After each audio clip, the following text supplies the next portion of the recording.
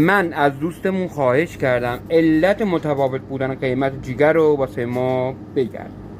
ببینید، علت تفاوت قیمت توی جیگر به خاطر نر یا ماده بودنشه. و از کجا تشخیص بدیم که نره یا ماده؟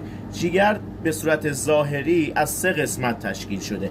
این روی جیگر رو ببینید، تقریبا یک لوب این ور داره، یک لوب یا یک کف این سمت داره و پشت جیگر رو اگه برگردونید یه جیگر گوشه داره.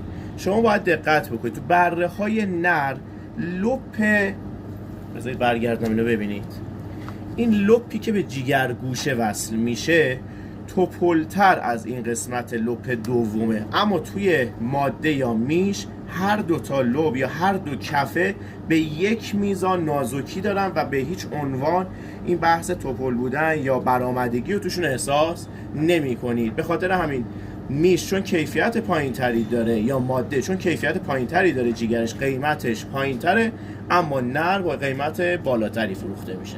دست شما هم درد نکنه.